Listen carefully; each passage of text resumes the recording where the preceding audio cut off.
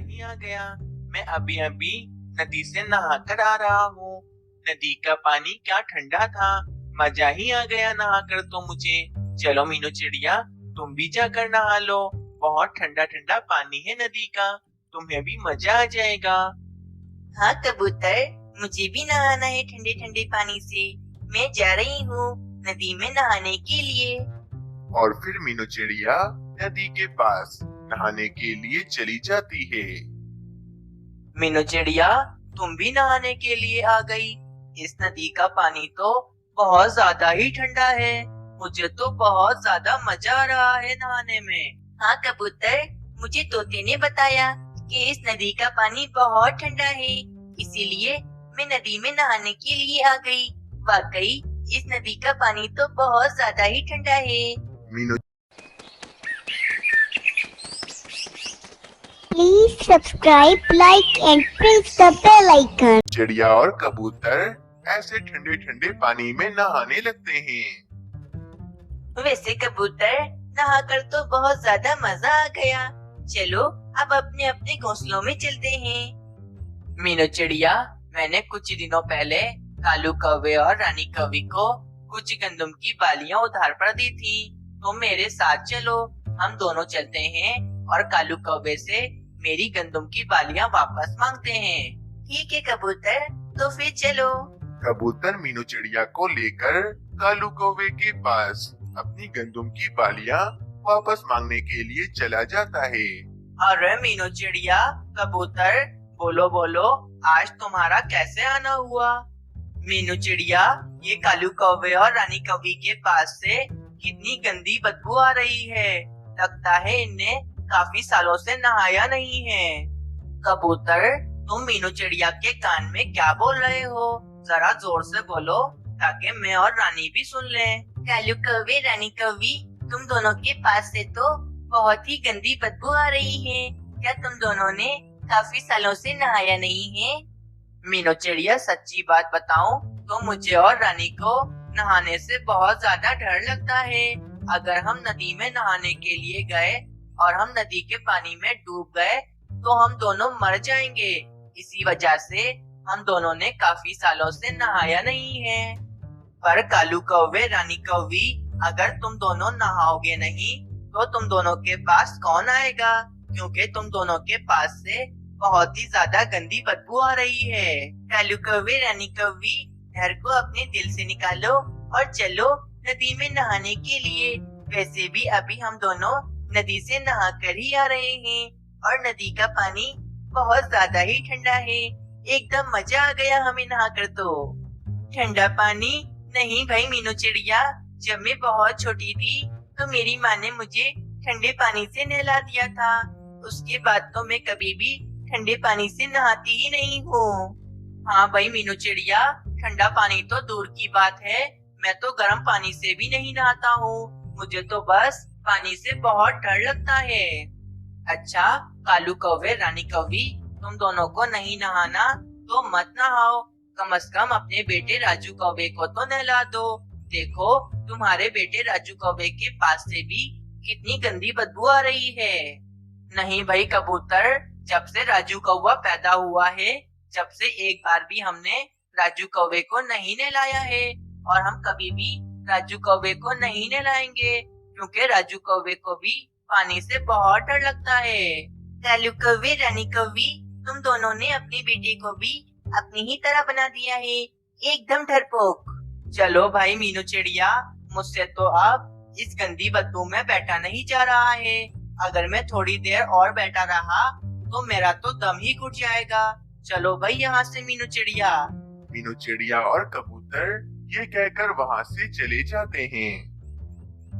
कालू जी, कुछ भी हो जाए मैं तो कभी भी नहीं नहाऊंगी, क्योंकि पानी से मुझे बहुत ज्यादा ही डर लगता है। तोते और कबूतर, अगर कालू कौवे और रानी कौवी ने कुछ दिन और नहीं नहाया तो हमारे जंगल में बीमारियां फैलेंगी और उन बीमारियों से हमारे बच्चे बीमार हो जाएंगे। हाँ मीनू चिड़िया, तुम एकदम ठीक कहती हो। या तो हम कालू कौवे और रानी कौवी को अपने जंगल से निकाल देते हैं, या फिर उनसे कह देते हैं कि वे जल्द से जल्द पानी से नहा लें। मुझे तो ऐसा लगता है कि वे जंगल से निकलने के लिए तैयार हो जाएंगे, लेकिन नहाने के लिए कभी भी तैयार नहीं होंगे।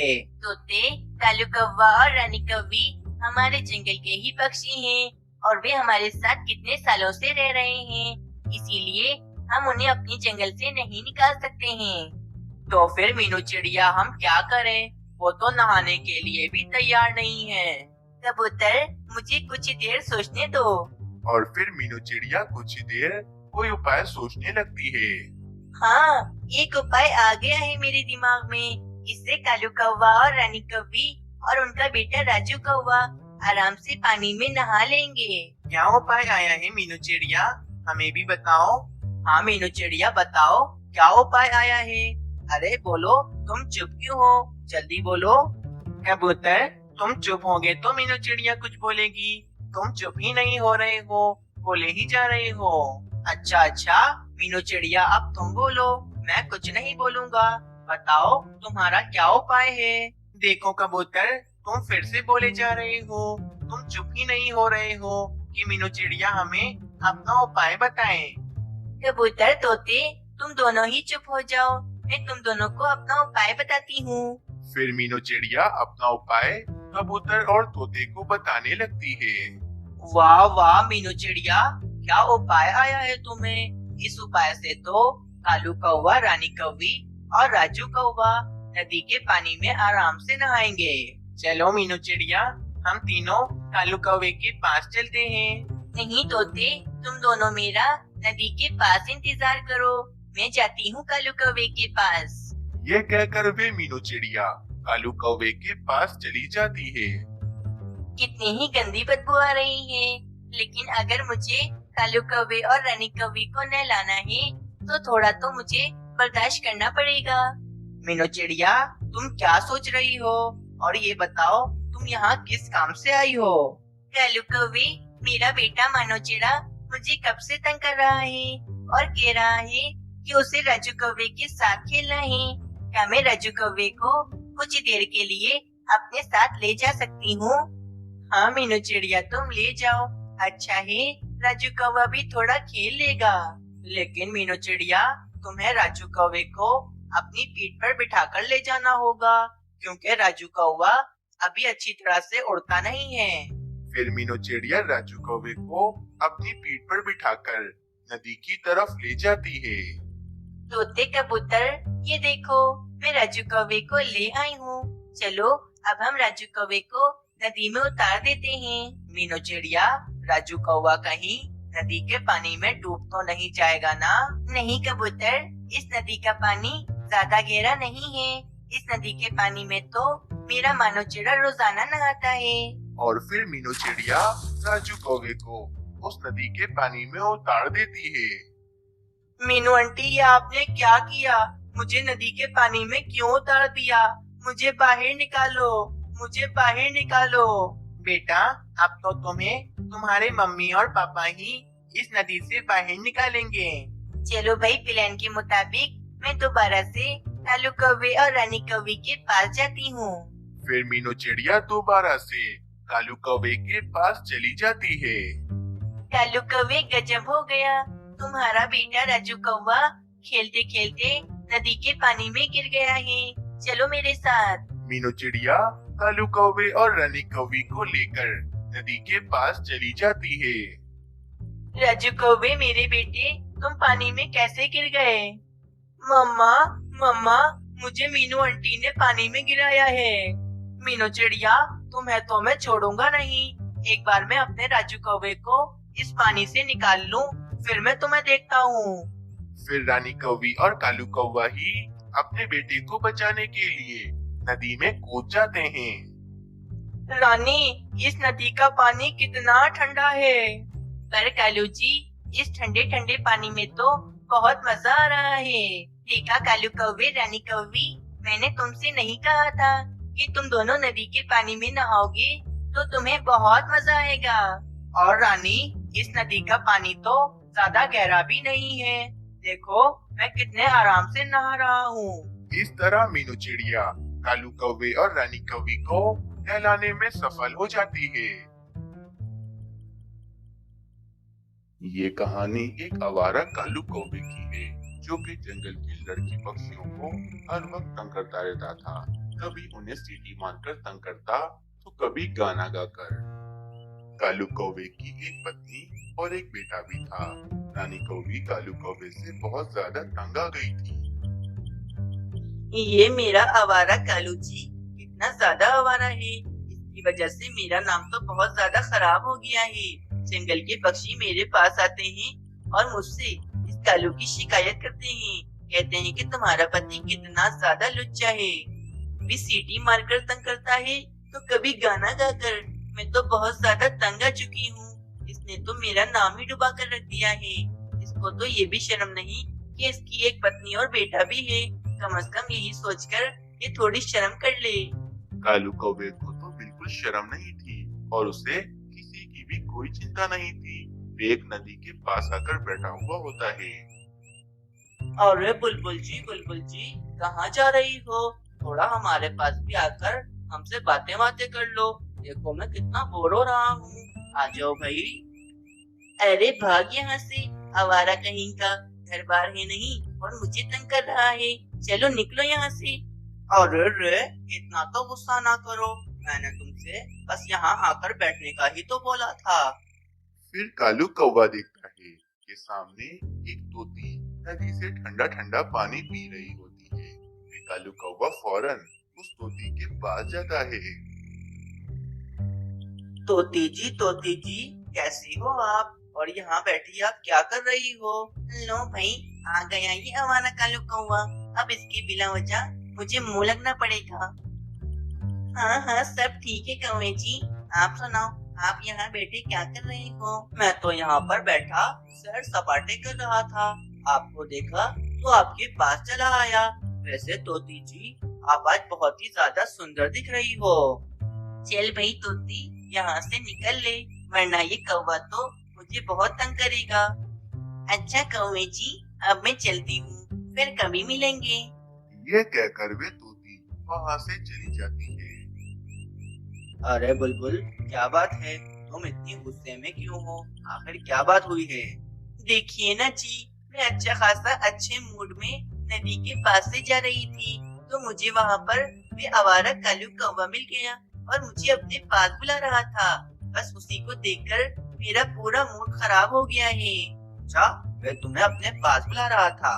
अभी मैं उसकी पत्नी रानी कौवी के पास जाता हूँ और उससे कहता हूँ कि अपने पति को संभाल कर रखे, वरना किसी न किसी दिन वे मुझसे बहुत ज्यादा बुरा पिटेगा। हाँ जाइए, आप जाकर उसकी पत्नी से शिकायत करिए, वरना किसी न किसी दिन तो वे आवारा कालू कौवा मुझसे ही पिट जाएगा। फिर बुलबुल का पति रानी कौवी के पास कालू कौवे की शिकायत करने के लिए चला जाता है। रानी कौवी, तुम अपने पति कालू कौवे को संभाल कर रखो। वे आती जाती लड़की पक्षियों को हर वक्त तंग करता रहता है। मैं तुम्हें पहले ही बता देता हूँ, वे किसी न किसी दिन मेरे हाथों बहुत पिटेगा। हाँ बुलबुल भाई, आप गुस्सा मत कीजिए। मैं कालू जी को समझाऊंगी कि वे ऐसा ना करें। हाँ समझा देना। मैं अभी तो छोड़ रहा हूँ उस कालू कौवे को, लेकिन अगली बार ऐसा हुआ तो मैं उस कालू कौवे को नहीं छोड़ूंगा। शाम हो जाती है। कालू कौवा भी अपने घोंसले में आ जाता है। रानी कौवी तो कालू कौवे को देखकर बहुत ही ज्यादा गुस्सा होती है और वे कालू कौवे से कहती है, कालू जी, ये सब तुम क्या कर रहे हो? तुम्हारी शिकायतें सुन सुनकर तो मेरे कानों में दर्द हो गया है। तुम मुझे बता दो कि तुम कब सुधरोगे? रानी, मैंने ऐसा भी क्या किया है जो तुम गुस्सा हो रही हो? मुझे बताओ तो। कालू जी, अब इतने भी भोले मत बनो। तुम सब जानते हो कि मैं किस बारे में बात कर रही हूँ।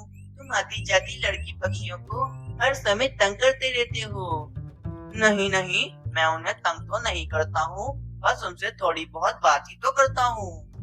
देखो कालू जी, मैं तुम्हें अभी भी कह रही हूँ कि तुम किसी दिन बहुत बुरा पिटोगे। तुम अपनी ये हरकतें छोड़ दो, वरना मैं तुम्हें छोड़कर चली जाऊंगी और कभी वापस नहीं आऊंगी।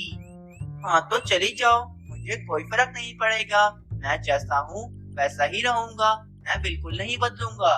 कालू कौवे को गुस्सा हुआ देख रानी कौवी चुप हो जाती है और रानी कौवी अपने बेटे को लेकर सो जाती है। अगली सुबह हो जाती है। कालू कौवा दोबारा से किसी लड़की पक्षी को तंग करने के लिए निकल जाता है। हाँ, ये जगह बहुत अच्छी है। मैं यहीं आराम से बैठ जाता हूँ। यहाँ से बहुत सारी लड़की पक्षियाँ जाती हैं। मैं उन सबको तंग करूँगा। कालू कौवा आराम से बैठा हुआ होता है कि वहाँ से एक सुंदर कौवी जा रही होती है। कालू कौवा उस सुंदर कौवी को अपने पास बुलाता है।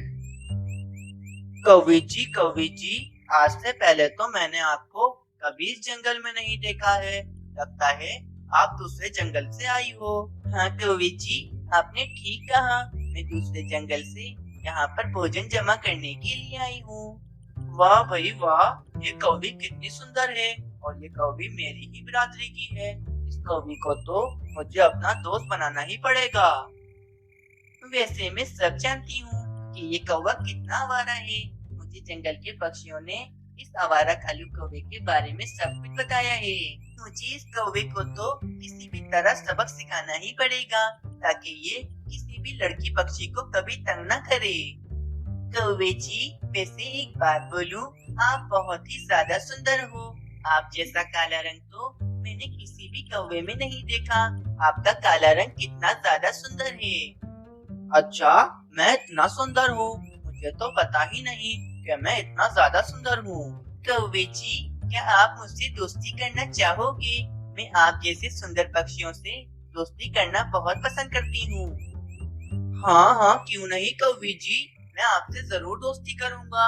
आज से आप मेरी पक्की वाली दोस्त हो। अच्छा कौवे जी, मैं अब चलती हूँ। क्या आप कल सुबह मेरे घोंसले में मुझसे मिलने के लिए आ सकते हो? हाँ हाँ कौवे जी, मैं कल सुबह आपसे मिलने के लिए आपके घोंसले में जरूर आऊंगा। आप बस मुझे अपने घोंसले का पता बता दो। फिर वे कौवी अपने घोंसले का पता उस कालू कौवे को बताती है और फिर वहाँ से चली जाती है। मेरे साथों भाइयों, मेरी बात बहुत ही ज्यादा गौर से सुनो। कल सुबह तुम्हें एक पक्षी को बहुत ही अच्छा सबक सिखाना है।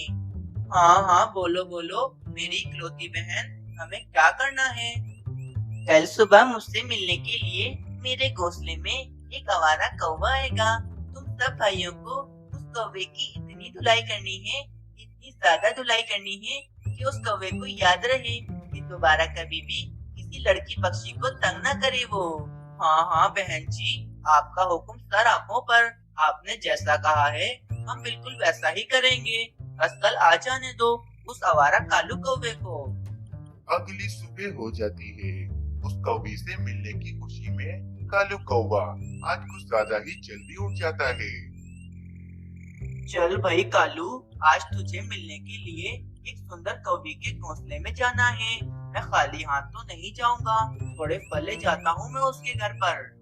कुछ ही देर के बाद कालू कौवा एक फलों से भरी टोकरी जमा कर लेता है और वे टोकरी लेकर वे दूसरे जंगल उस सुंदर कौवी से मिलने के लिए चला जाता है। कालू कौवा उस सुंदर कौवी के घोंसले में उससे मिलने के लिए आ जाता है। अरे अरे कौवी जी, आप आ गए। मेरे लिए यही बहुत था। आपके फलों से भरी टोकरी क्यों लाए हो? अरे कौवी जी, ये तो कुछ भी नहीं है। मेरे तो बहुत बड़े बड़े फलों के बाग हैं। चलो भाइयों, अब वे समय आ गया है इस कौवे को पीटने का। चलो हम सब जाकर इस कौवे की खूब अच्छे से पिटाई करते हैं। फिर वे 7 कौवे उस कालू कौवे को मारने के लिए उसके पास चले जाते हैं। अरे रे, इतने सारे कौवे! अरे भाई, मैंने क्या कर दिया ऐसा जो तुम सबने मुझे घेर लिया है? वे कौवे कुछ बोले बिना ही उस कालू कौवे को बहुत ज्यादा पीटने लगते हैं। कुछ देर के बाद जब कालू कौवे को होश आता है तो वे कालू कौवा अपने घोंसले में होता है। कालू जी, मैं आपको मना करती रहती थी कि ये सब कुछ काम छोड़ दो, वरना एक दिन तुम बहुत बुरा पिटोगी। देख लो अपनी हालत। तुम बिल्कुल ठीक कहती थी कि मुझे ये काम छोड़ देना चाहिए था। आज मुझे मेरे किए की सजा मिल रही है। मुझे इन कौवों ने कितना ज्यादा बुरा मारा है। वो तो अच्छा हुआ कि मैं तुम्हें वैजी के पास ले गई और उस वैजी ने तुम्हारी पट्टियां कर दी, वरना तुम तो मर ही जाते।